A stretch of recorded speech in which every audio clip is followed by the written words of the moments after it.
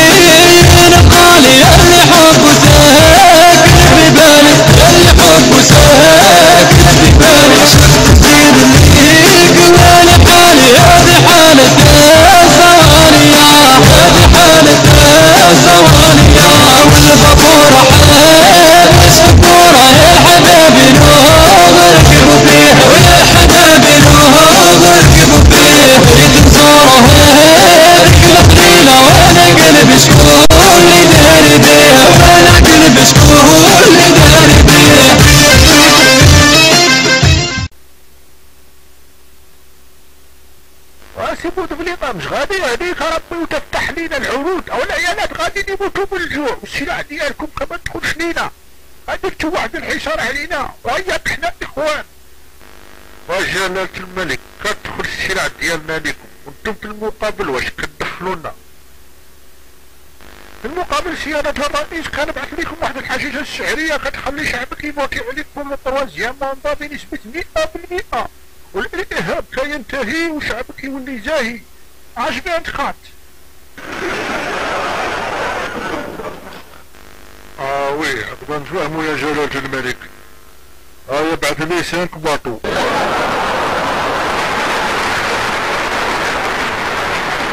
وكيما يقول الفنان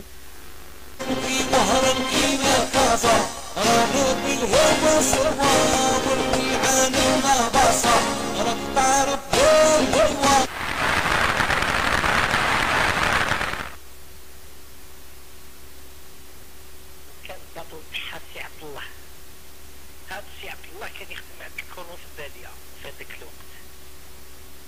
في هذاك الوقت عبد الله هذا كلا بزاف هذاك النهار. شا يدير؟ يدخل في وسط البادية ويعطيها بخرية. حاشاكم عافاكم. يتلاقى مع المجاهدين الأحرار يحروا البلاد، يحروا البلاد.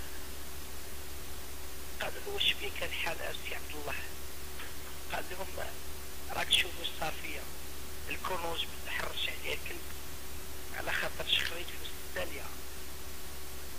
قالوا له ما تستخرش، ارفع راسك ارفع راسك ارفع راسك، الجزائر قريب تستقل وخراوي نحب